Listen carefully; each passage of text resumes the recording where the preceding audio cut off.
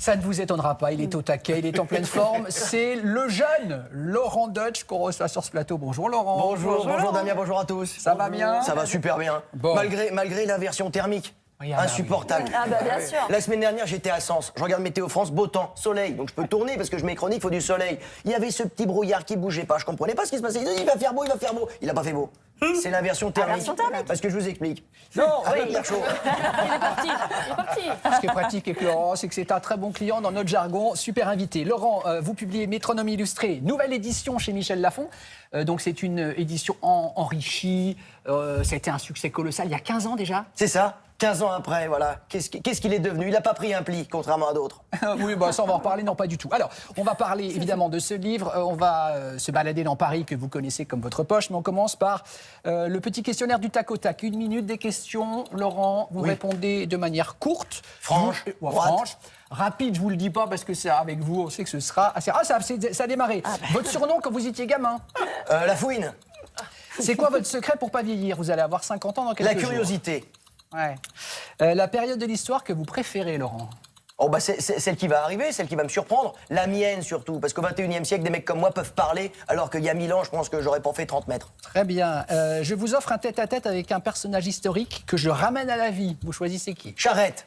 Qui? Général Vendéen, Charette. On le connaît Un gars pas, de chez celui-ci. moi, il fait partie Ah ouais. de mon panthéon à moi dans l'Ouest. D'accord, bah, le vôtre, parce qu'on le connaît pas bien, lui. Mais je l'ai connu, Charette. Non, c'est quoi vos défauts, Laurent? La curiosité. Ah, oui, J'insiste, à chaque fois qu'on me pose une question, je remonte jusqu'au Big Bang, donc ça fait Ah des oui. conversations très longues. Une de vos qualités? Là encore, la curiosité, et puis surtout, un peu comme Thierry Lhermitte. Moi, quand je vois les nuages, je vois le ciel bleu derrière. D'accord. Je cherche la bonne humeur et le soleil, voilà. Les nuages ne me gênent pas. Dites-nous un secret qu'on ne sait pas sur Stéphane Bern, puisque quand même vous travaillez avec Stéphane sur notre chaîne. Un secret sur Stéphane Bern. Oh là là, il y en a. Je vais pas dévoiler. J'ai une seconde pour y réfléchir, là, oui, parce que bah sinon oui. ça va être un truc un peu fade. Ah, alors tout à l'heure vous Voilà, répondrez, je d'accord, vous très donne bien. tout à l'heure. Je réfléchis, je vous donne une vraie indiscrétion sur Stéphane. On accepte sans problème, Laurent. Donc on en parle de ce métronome illustré qui vient de sortir chez Michel Lafon. On va planter le décor. Regardez, on a des superbes images. Vous en parlez dans ce livre. On va démarrer place de la Concorde, Laurent. Oui. Concorde, Champs-Élysées. Il s'en est passé des choses. Place de la Concorde, il s'en est des choses. C'est le symbole du siècle des Lumières. Vraiment, c'est là où l'ancien régime a basculé pour devenir le monde moderne avec la République. C'est là où on a donc expédié Louis XVI, on l'a guillotiné, Marie-Antoinette aussi. Donc c'est une place de souffrance, mais aussi de réunification, puisque Concorde, c'est ce que ça voulait dire. La Concorde, avant elle s'appelait la place Louis XV, puis la place de la Révolution, et enfin on l'appelait la place de la Concorde pour réconcilier les Français, tous les Français, c'est-à-dire ceux qui croyaient aux idées nouvelles et ceux qui voulaient pas qu'on oublie totalement les idées du passé, qui sont nos racines. Et vous rappelez que Concorde, Arc de Triomphe, c'était l'ancien tracé de la voie royale. Ouais, la Concorde, l'Arc de Triomphe, c'est plutôt une perspective. C'était la percée de Le Nôtre. Louis XIV voulait voir le soleil. Donc le soleil se couchait à l'ouest. Il y avait une petite colline qui empêchait un peu de voir le soleil très longtemps. Donc Le Nôtre, ils l'ont fait araser. Ils ont créé cette grande percée, cette grande perspective, qui était donc une allée centrale, qui est devenue un axe royal, un axe triomphal, où on défile encore le 14 juillet. Bien sûr. On doit ça à Louis XIV et Le Nôtre. C'est pour ça qu'il ne faut pas les oublier. Mais jamais. On leur doit Évidemment. beaucoup. C'est nos racines. Évidemment. Si on veut aller loin, il faut des racines profondes. On va évoquer évidemment Notre-Dame de Paris. Ah oui. Les travaux ont duré 107 ans à partir de 1160. Vous vous rappelez qu'au 19e, certains ont voulu détruire Notre-Dame de Paris. Pour quelle Oui, raison? parce qu'à l'époque, déjà voilà, Stéphane Bern n'existait pas, donc on se souciait pas trop du patrimoine. Il allait pas tarder, mais c'était encore un peu jeune. Et du coup, quand quelque chose était vieux, ancien, daté, l'usage prévalait, donc on détruisait pour construire plus moderne, plus utile, plus pratique. On était extrêmement pragmatique, mais les romantiques sont arrivés. Et le premier d'entre eux, c'est évidemment Victor Hugo. Victor Hugo avec Notre-Dame de Paris, qui est vraiment un roman qui date de 1831 et qui va gagner la bataille de l'opinion publique. C'est avec Victor Hugo, c'est avec Esmeralda qu'on a pris conscience qu'il fallait préserver nos monuments du passé, ces vestiges de l'Antique qui nous venaient d'Orient, de Napoléon, l'Égypte et tout, ces choses-là. Et on s'est dit, mais nous aussi en Europe du Nord, avec l'architecture des cathédrales médiévales, il faut essayer de les conserver. Donc finalement, notre patrimoine doit une fière chandelle à Notre-Dame de Paris et Quasimodo, presque autant qu'à Stéphane. Évidemment. Qu'on salue. En matière de J'ai un petit truc à vous dire sur lui ensuite. Ah non, vous me le n'oubliez rappellerez. pas, quand vous voulez. Non, pas encore, je cherche. D'accord. Non, pas Non, il encore. cherche. Ah bon. En même temps, il gagne parle. du temps. C'est compliqué de réfléchir en parlant en même temps. En matière de splendeur, un mot de la Sainte-Chapelle. Laurent. Ah bah, elle est sublime, ça. Gothique extraordinaire. Oui, rayonnant. Et puis en plus, c'est là qu'elle a été construite au XIIIe siècle, dans un siècle d'or. C'est un siècle d'or, ce qu'on appelait le siècle de Saint-Louis. Un siècle où tout a souri pour la France. C'est là où vraiment la France a pris la première place en Europe. Splendeur, regardez-moi Ah ça. bah, elle est tombée par terre, oui, c'est le gothique rayonnant. Et elle servait d'écrin surtout pour accueillir la couronne d'épines que Saint-Louis avait acheté avec un budget pas possible. Là, je pense que le gouvernement Le Cornu se retournerait dans sa tombe. Ils ont Il est acheté pas ça mort hyper encore. cher. Il est en sursis, oui, le 1, en tout cas le 1. Et ça avait coûté tellement cher qu'il fallait un écrin sublime pour accueillir la couronne d'épines de Jésus-Christ. Et ça a été cette Sainte-Chapelle qui aujourd'hui est certainement, oui, un des plus beaux joyaux de Paris. Changement d'ambiance. On part aux catacombes, cher Laurent. Vous dites, pour retrouver l'esprit des premiers chrétiens de Paris, il faut visiter les catacombes. Oui. C'est quand même lugubre comme ambiance. Hein. C'est lugubre. Alors c'est un réaménagement, parce que c'est vrai que catacombe, c'est une évocation antique de ces endroits où on enterrait les morts. Dans les catacombes, on n'enterrait pas les morts avant le 18e. D'ailleurs, on les a jamais enterrés là-bas, les morts de Paris. On les enterrait dans des paroisses, dans des églises. Mais quand il a fallu faire de la place pour plus de salubrité dans Paris, on a enlevé les cimetières intramuros des petites églises, parce que c'était un petit peu trop gênant. Et puis voilà, ça ne correspondait plus aux normes de l'hygiène à l'époque. Donc on les a entreposés dans les anciennes carrières, qui étaient dans des endroits reculés, un peu excentrés. Et ces carrières ont été transformées en catacombes. Et pour donner un côté un petit peu mystérieux, un peu passionnant, un peu intéressant, voilà, enthousiasmant pour les historiens, on a transformé ça en catacombes. Mais c'est vrai que c'est que dans ces carrières reculées, c'est là où avait prêché le premier évêque de Paris, qui était Saint-Denis, au IIIe siècle, quand il est venu évangéliser la Gaule à une époque où les chrétiens étaient minoritaires. Donc il a fait ça planquer, il s'est fait choper, on l'a découpé à Montmartre, ça a donné le Sacré-Cœur.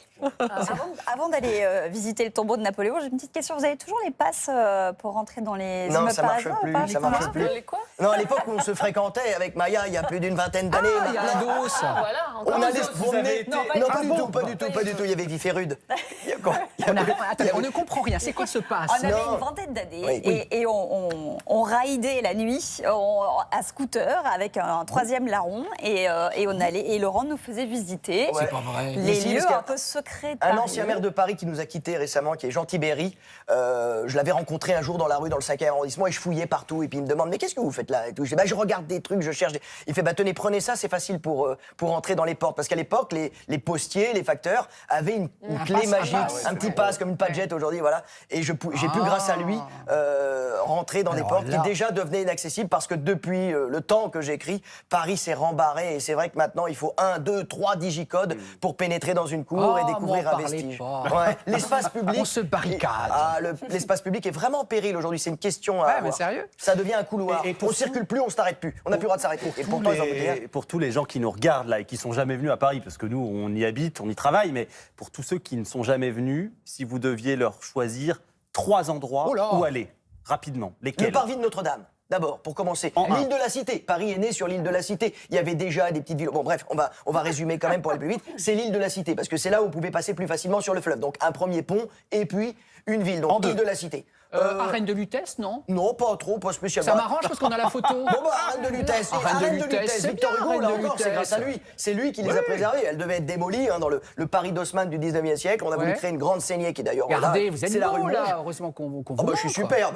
Je suis superbe. Et puis moi, ça m'arrange qu'on aille à la Sorbonne aussi. hein. Et la Sorbonne, oui, évidemment, parce que la Sorbonne, c'est le symbole de cette université de Paris qui date du XIIIe siècle et qui a plusieurs raisons. C'est que cette université de Paris, c'est des étudiants qui ont voulu reprendre en main leur esprit. C'est-à-dire qu'autrefois, pendant un millénaire, la science, la connaissance, la culture, tout était dans les mains de l'Église. Donc c'était des sciences imposées. Et à un moment, il y a des maîtres plus ou moins laïcs, plus ou moins en marge, qui ont voulu enseigner d'autres choses, comme la chirurgie, comme les arts libéraux, des choses comme ça. Notre-Dame n'a pas voulu. Donc qu'est-ce qu'ils ont fait? Ils se sont installés sur la rive gauche. Et ils ont eu un endroit qui est un point central, une espèce d'assemblée qui s'est retrouvée très vite à la Sorbonne. Et la Sorbonne est devenue comme ça l'épicentre de l'université de Paris, symbole de la liberté des étudiants au XIIIe siècle.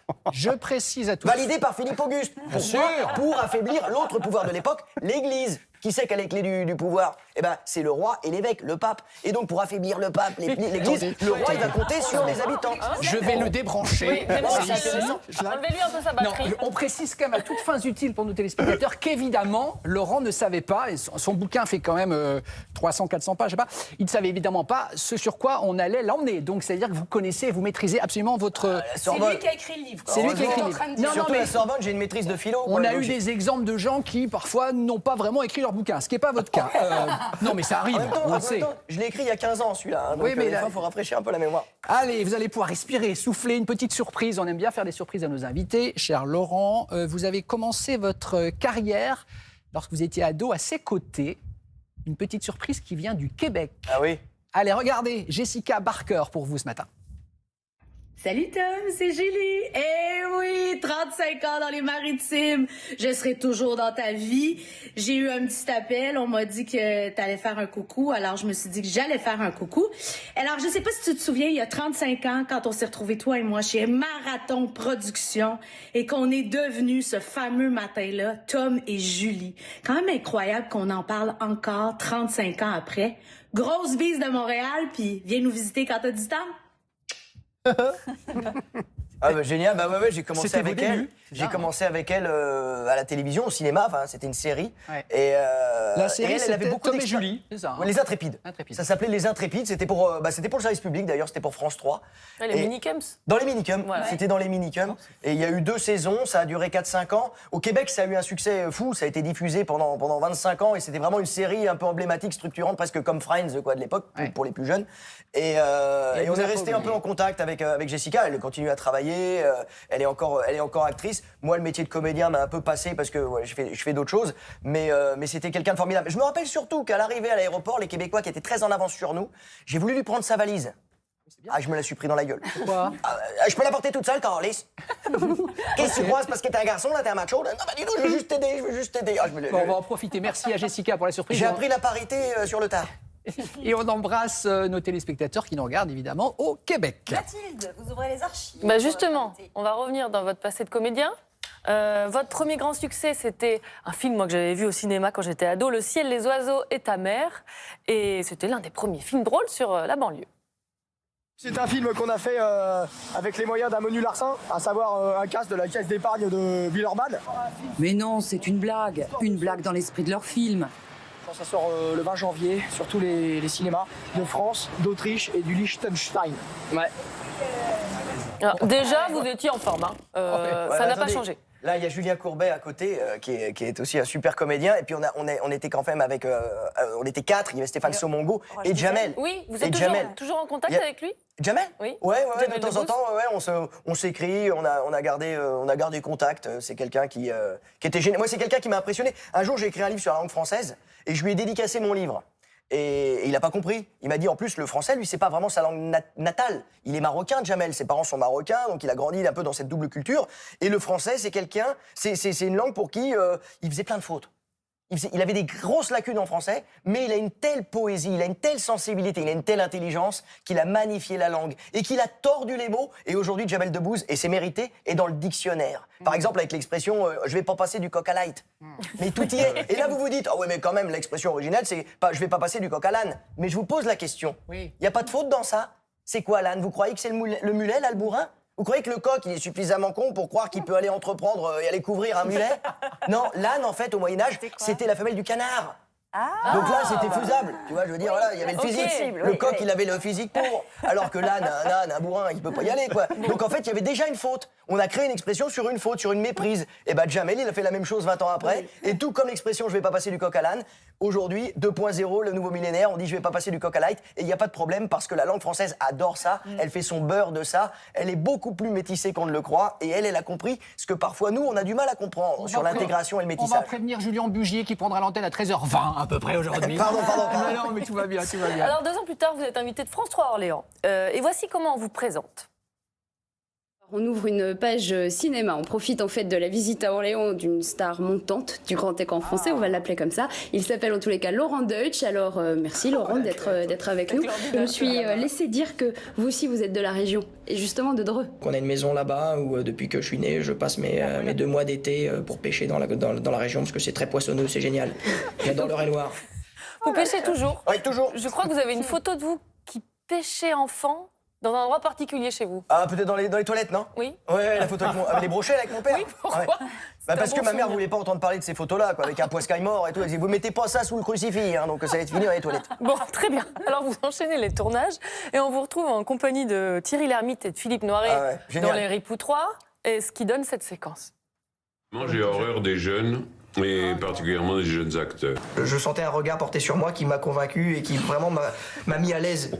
Il m'a mis à l'aise tous les jours qu'on a tourné, quoi. Je me suis senti écouté. Des fois, c'est pas facile.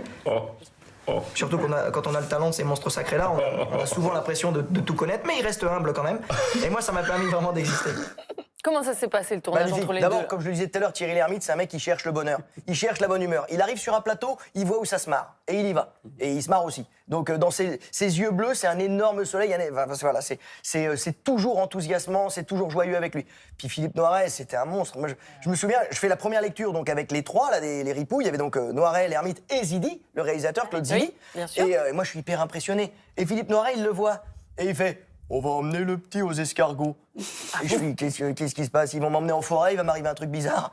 Et je fais, c'est quoi les escargots? Et il me fait, non, en fait, il habitait rue de Bourgogne, dans le 7e à l'époque, ou à côté. Et il avait un petit resto, une petite brasserie où il mangeait des escargots. Et on s'est retrouvés à manger des escargots et ça a brisé la glace. Et à partir de là, on est devenu beaucoup plus proches. C'était un monsieur immense, quoi. Ben voilà, il n'a pas besoin de moi pour que tout le monde le sache. C'est vrai. Merci Mathilde pour ces archives. Merci Mathilde. Adrien, vous allez guider et Laurent et l'amener au musée. Absolument, c'est pas une nuit au musée, mais un matin au musée spécialement créé pour vous qui s'appelle sobrement le Dutch Museum.